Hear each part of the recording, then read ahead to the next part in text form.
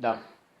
Revin cu o altă problemă care trebuie să știe comunitatea și românii, comunitatea română din toate țările, dacă le permite și este de acord cu mine sau nu este de acord, când mergi într-o biserică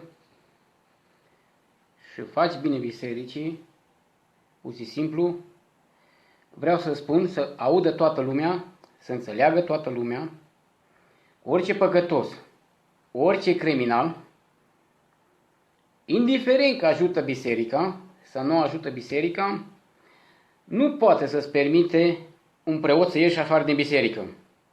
De ce? În ghilimele, ca să vă spun, astăzi, la ora 1:30, în Canicatin, Sicilia, provincie Agrigento, care îl cheamă pe părintele Protopopul, îl cheamă frumos, Băcăoanului Daniel Dănuț, Protopopul ortodox român al diviziei din partea Episcopiei Ortodoxe Române a Italiei, trimis aici să ne slujească, care au fost înlocuit, care au fost înainte. Având în vedere că stăm ca credincioși la slujbă și la sfințirea apei, nicio problemă, credincioșii, care și eu personal am zis, părinte, i-am zis prima dată să rămână părinte, și vă rog frumos, părinte, nu mai este nafură. Zic, mai este nafură? Nu mai este, zic, nafură, mai aveți nafură? Zice, nu mai este nafură. Dar nu este acolo, era în biserică, nu-i. Uitând la mine să-mi spunem, tu nu ai dreptul să iei nafură, adică de mine, n-am dreptul să iau nici nafură, n-am dreptul să iau nici aghiazmă și ieși afară din biserică. Că tu ești ecatalizat din biserică. N-ai dreptul să mai calci în biserică. Îmi zice părintele Băcăoanu Dănuț, Protopopul Siciliei, din Italia. Vreau să fac apel tuturor românilor, oriunde sunteți, cât de răi sunteți, ce părere aveți dumneavoastră, să vedem cum interveniți dumneavoastră și sunteți de acord cu mine sau nu, dacă orice biserică, că e catolică, că e ortodoxă, să te scoate cineva afară din biserică și îi spune, ești ecaterizat, nu ai dreptul să mai calci în biserică, să ieși afară. Pus de două persoane care ar să am să vă pun și fotografia lui când stătea la o masă și cu Gabi. Bineînțeles, când făceam el pur și simplu ca el stătea ca să vă arăt, nu mă interesează ce face, dar vă arăt pe amândoi care spunea să tac din gură și preotul la o masă, ca să-l vedeți și pe părintele și pe acest Gabi care spune pur și simplu să tac din gură. Adică de ce? Având în vedere că spun în biserică, fraților, zic, părinte, scuzați, zic, părinte, cum puteți să spuneți să ies din biserică afară? Da, nu ai dreptul să mai stai în biserică, ieși afară. N-ai dreptul să atingi icoanele, moaștele, care erau persoane lângă dumnealui, că să dezbrăcați veșminte, să pui veșminte pe niște oameni, și o familie, bărbat și femeie, auzând, îți da cum? Chestia asta să spună un preot așa ceva. Am zis în biserică, în gura mare, să înțeleagă, fără ceartă, fără ură, și am zis, părinte, eu m-am chemat și cu boboteaza. N-a vrut să vină nici cu boboteaza, că l-am sunat, n-a vrut să vină cu boboteaza, având în vedere că dacă nu l-am chemat, că a fost domnul Gabi, cu nașterea, când am umblat cu nașterea, m-a întrebat Gabi dacă îl primesc pe părintele cu crucea, cu nașterea, scuzați-mă. Și am zis, Gabi, nu pot să-l primesc, că n-am bani de unde să-l primesc. Nu am bani. Vreau acest apel să înțeleagă mass media, toată mass media, din țară, din Italia, că vor publica, să înțeleagă episcopia, patriarhia, cum poate un preot să spui, ești catalizat, ești afară din biserică, n-ai voie să pui mâna pe nimic, absolut. Având în vedere, stimați cetățeni creștini, eu am zis ca păcătos, părinte, nu se poate așa ceva să mă catalizați, să-mi spuneți, ești catalizat, ești afară din biserică, să nu pun. Icoanele se sărută, nu se ating, zicem. Și având în vedere, biserica era plină în biserică, cât la strană doamnele, cât oamenii care luau apă sfințită, aghiazmă, botează, făceau cruce. Și mi-a zis, cum? Cine ți-a zis? Părintele. Părintele mi-a spus, ieși afară din biserică, ești catalizat, n-ai dreptul să intri în biserică aici, nu ai voie să-i pui mâna pe icoane, n-ai voie să pui mâna pe aghiazmă, n-ai voie nimic. Având în vedere că i-am spus, în fața oamenilor, vă spun ca să știți, oamenii au fost de față, m-a pus să mă ies din biserică afară, pus 2 oameni să mă dea afară. Că îi spuneam adevărul să audă toți, să-mi închidă gura să nu vorbesc, în biserică, având în vedere că oamenii era biserica plină încă, să nu audă ce a zis. Era 2 persoane aproape de mine care au zis și au zis și ei. Cum e posibil ca preotul să spună, indiferent că păcătos și cel mai mare criminal are dreptul să stea în biserică? Dar vreau să întreb cetățenilor care creștinilor, când faceți un bine bisericilor și ajutați biserica, cum poate că vine alt preot după aia și spune, ieși afară, care n-a bătut un cui? Și mă judecă pe mine cu ce motiv? N-am ajuns la pâinea lui, n-am ajuns în oala lui și n-am ajuns nimănui nimic. Având în vedere, vreau ca apel la tuturor românilor, oricare mă urmăriți, din străinătate sau din România, și acest public, Episcopia de la Roman, Patriarhia, că vor să am discuții cu asta, discuție cu mass media locală, cu televiziunea română, bineînțeles postul de televiziune din România, ca să văd acest preot, că nu l-am înjurat, nici de un fel, dar nu a venit dumnealor să vină aici, să ne scoată pe noi românii că face lege acum aici în biserică. Că voi să mergeți, mi-a zis așa, că ești satană, ce duci, ești catalizat, ce duci satană, la satana și la, cum să vă spun o zis, la insecta, Pavel. La satana, insecta, Pavel. Zic, părinte, cum adică? Acolo să te duci. Ieri când l-am sunat la telefon, îmi spune, te duci la Pavel, la insecta lui, în Franța, că acolo ți insecta la Pavel în Franța.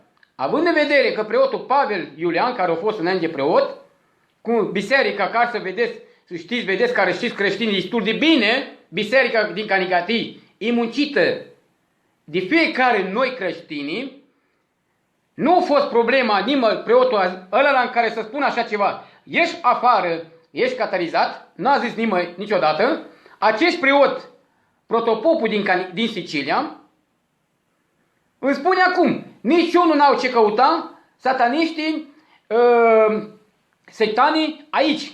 N-ai voie nici să spovedești aici, n-ai voie nici să iei nafură, nici nimic. Ești afară, n-ai dreptul să intri în biserică. Și eu am dus în biserică, fraților, și acum sunt revoltat. Cât dintre dumneavoastră fac apel? Să facem un sondaj. Sunteți de acord, dumneavoastră, să vă scoată un preot afară din biserică? A cui e biserica? A creștinilor sau preotulor? Cine a făcut biserica? Creștinii sau preoții? Vreau să fac un apel. Am încercat la episcopie să sun, nu-mi răspunde la telefon. Vă spun, am încercat la episcopie să sun, nu-mi răspunde. Nu l-am înjurat, nu l-am jignit, nu nimic. Care dumnealui, ieri am sunat, dar nu l-am primit cu ajunul cu nașterea Domnului, că Gabi trebuia, că i-am spus Gabi, nu am bani, dacă n-am avut bani, și au venit preotul Pavel, o surpriză care mi s-a spus, aveți filmulețe destul de clar, cu ajunul, cu nașterea Domnului, atunci ce a făcut? Nu a venit la mine, s-a supărat. Dar pe celălalt l-ai chemat pe Pavel, dar pe noi nu, nu e adevărat. Având în vedere că eu am zis că nu am bani, tu n-ai mai venit atunci. Acest Gabi care mâna dreaptă, ca să vedem o fotografie cum stau frumos, am o fotografie aici care cum vin cu sucuri, pahare, la o masă, nu știu de unde o surpriză care cine a făcut. Gabi și cu părintele, ca să vedeți, să fie publicat, vă-l dau pe ăștia amândoi și am zis că vă publica și vă anunța, fotografie foarte frumos, nu știu unde, că fiecare este liber, dar am înțeles că această fotografie este pusă și nu mă interesează pe mine, este, să vă spun, după 18 seara, data de, pe 5 ianuarie a fost. Dar dacă nu mă stați așa un pic, nu greșesc.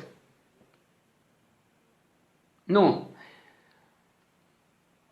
Această poză a fost săptămâna mare, dinainte de Crăciun, ca să vă spun, și n-am nimic, că fiecare este liber să bea un vin, să bea o bere, dar și cu veșmintele îmbrăcat, iară, nu judic, Dumnezeu și episcopia să-l judece, nu mă interesează situația lui, dar nu poți să, indiferent, fraților, ești păcătos, că nici Dumnealui, nici Sfânt, nici unul, dar și criminal să fie, poate intra în biserică. Și nu spui tu mie că nu poți intra într-o biserică. Vuole fare un appello anche in italiano, fratelli italiani. Voi, siete peccati. Un padre, vi detto una volta, uscite fuori dalla chiesa, come il padre ortodosso di ora che è arrivato in Canicatin, si chiama Mocanu Dănuț, quale dice la gente, uscite fuori che siete satani. Io voglio fare anche un appello per voi. Quale padre vi detto? Quando volta vi detto un padre cattolico, come detto un padre ortodosso din Canicatin, butta fuori una persona, creștini o păcato come sono, butta fuori. Non puoi mettere la piede dentro in chiesa. Io voglio fare un appello per voi. Siete d'accordo? Un padre vi butta fuori che tu sistemato chiesa, pulito, giusto, tutto come sei, con contributi, aiutando la chiesa a fare pulire. Un padre dopo dice, esci fuori di chiesa, dove permette questa cosa? Dove è scritto?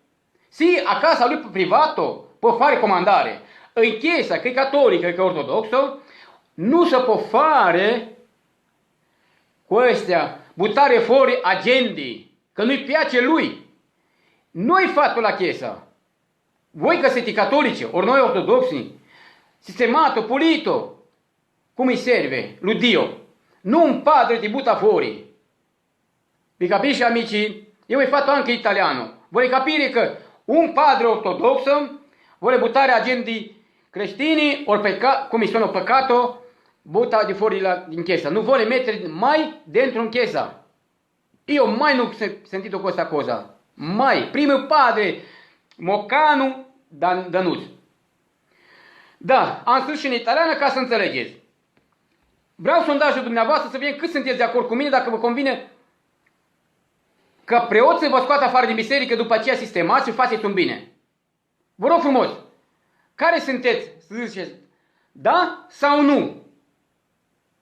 Cine e de acord ca preotul vă scoată afară din biserică, indiferent că dacă ești condamnat sau criminal, cum ești? Ești de acord ca preotul te scoată afară sau n-ai voie să ți spovedești? Ești catizat? Unde scrie așa ceva? Nu există și Marea Sfântă Sărbătoare, fraților. E Marea Sfântă Sărbătoare. Îl cheamă pur și simplu acest preot care e venit de la Ena, e protopopul Siciliei, se numește Băcoanu Dănuț. Ca să vă mai spun, n-am nimic ca personal, n-am avut nimic. Că spuneam, asta slujba frumos, n-am nimic, dar la urmă că e satană, te duci în secta. Toți care sunteți plecați de aici, la secta și la satană, acolo mergeți. Nu putem, părinte, nu se poate. V-am zis, i-am spus, voi apela pe Facebook, pur și simplu, a doua la internet, cu mass media. Cât locală, cât provincială, în ziare, cu fotografiile lui și a lui Gabi și a lui preotul, plus, având în vedere că mass media din România, să vedem episcopia, nu ia măsuri chiar deloc, sau să face o mafie bisericească. Să face o mafie în biserică. Nu se poate altceva. Nu se poate. Și pune bodyguard să te scoată afară. Cu ce drept? Care eu din 2006, biserica eu știu cum s-a construit și cum. Și biserica asta și a cealaltă de la gară, fraților români. Ne-am chinuit. Am rămas singur, eu ca bărbat și o singură femeie care a fost și am făcut de la A la Z. Am stat 6 ani și jumătate ca dascăl. Am plecat din motivele mele, nu m-a scos niciun preot afară, cum se spune unii, și așa mai departe. Eu am făcut un apel și vă rog, vă uitați filmul acesta, dacă dumneavoastră sunteți da sau nu, sunteți de acord ca preot, un preot în biserică, ori din sat, oriunde sunteți dumneavoastră în România sau în diaspora, nu vă place de fața voastră, vă convine să vă scoată ieșiți afară din biserică, nu te ajută la spovedeană, ori ești catalizat, nu ai voie să pui mâna pe icoane, n-ai voie să mai calci în biserică, ori că n-ai voie să pui mâna pe moaște, trebuie să-i saluți moaștele, pe nafură, aghiazmă. Vreau să vedem câți dintre dumneavoastră sunt de acord, da sau nu. Și îmi lăsați, vă rog, mesaje, toate mesajele după aia, vreau să văd și vă fi motonizat, mă scuzați, mă uita ca să văd că acest mesaje vor ajunge toate în mass media după aia. Având în vedere că să văd, am făcut un sondaj. Dar nu se poate, fraților, deja preoții ăștia, unii dintre ei, fac bișniță. Nu-mi place de tine, iau pe altul, eu scoatem așa în biserică. Nu se face bișniță în biserică. Eu de când m-a făcut mama, nu mi-a zis niciun preot așa ceva. Primul preot, protopopul Siciliei, a făcut chestia asta.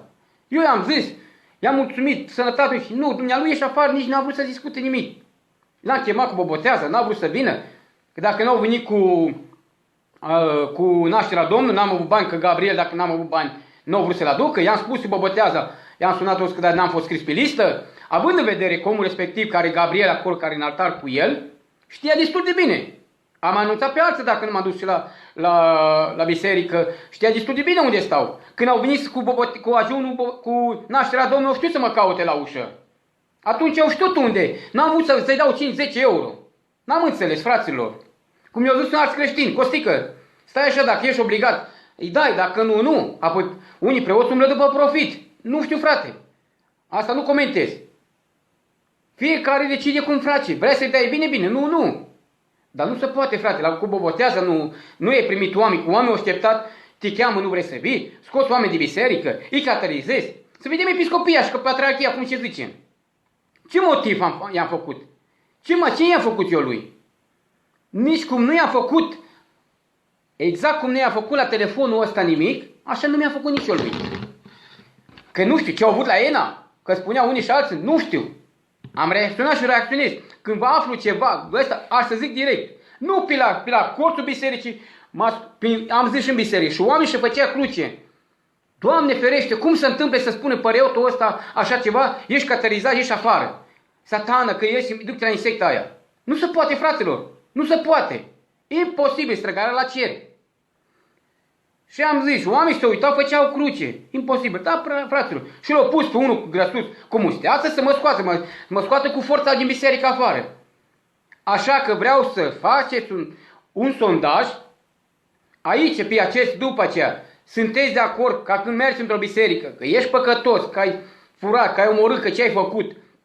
Și el zice, domnule, sau alte timpenii, tu nu mai ai dreptul să calci în biserică, ești catalizat și nu atingi nimic. Ți scoate ei afară. Nu, el spune, dar bagă pe alt barigătigarț. Are oameni lui. Deci ești afară. Cât dintre dumneavoastră sunteți de acord cu mine? Da sau nu? Asta vreau. Vă mulțumesc și o duminică plăcută și la mulți ani Ioana, Ionela, Ion și toate cele bune. Beți un vin bun și o țuicătărie ardelenească, moldovenească, de unde aveți și ce aveți. Că toate se rezolvă. Cu voi, sondajul care vreau să aflu, Să vedem cât sunteți. Nu cu părerea mea. Nu. Vreau să vedeți, dacă mergeți într-o biserică, dacă preotul să vă zic așa ceva. Nu vă lăsați influențați de unii preoți sau unei persoane care sunt mâna lui, care îi cumpără, cum a fost aici, astăzi s-a întâmplat în Biserica Ortodoxă Română din Canicatii, cu protopopul Băcovanu Ion. Și nu spun după aceea unii că dacă îl jignesc, ar să sare scântei din cauza lui. Nu se poate, frate, nu se poate. Nu se poate chestia asta, fraților. Noi ca păcătoși sau creștini cum suntem, să ne zică unii, băi, vezi așa și așa. Nu se poate să un preot, unii care face biserică, schimbăm preoți, care mai de care, că ăla mai sărac, a venit altul mai de capul lui face biserica și după aceea vezi, Doamne, că îl scoatem pe unii, o plină casă făcută. Adică casa asta eu am făcut-o tot, vine unul pe stradă și îmi ia casă, ies boschetar. Așa pot să spun. Eu nu sunt de acord cu așa ceva. Și nu sunt de acord ca preotul să te scoată cât păcătoși. Ai dreptul să te spovedești. Ai dreptul să te spovedești. Nu că spun, aici în biserica asta n-ai să mai fii spovedit, n-ai să fii mai încarci în biserică, n-ai să atingi nimic, și nici n-ai voie să iei nafură, aghiazmă și nimic. Unde există așa ceva? Unde e legea scrisă? În fruntea lor e scrisă. Nărociți și hoți sunteți prost care sunteți așa ceva. Sunteți niște norociți și hoți. Eu pe ăștia, pe voi, vă bag la pușcărie sunteți. La pușcărie hoților. Nu umblați după profitul oameni creștinilor, după ce casa vă-i plină și punga oamenilor jertfiți. Eu vă spun în față, să vedem episcopia ce-mi pornește, să vedem patriarhia ce face. Vă faceți mașini de lux și chestii. Au dreptate unei persoane, am tăcut din gură până acum. Dar nu pot să tac când spune ieși afară și n-ai dreptul să intri în biserică. Rușine să vă fie!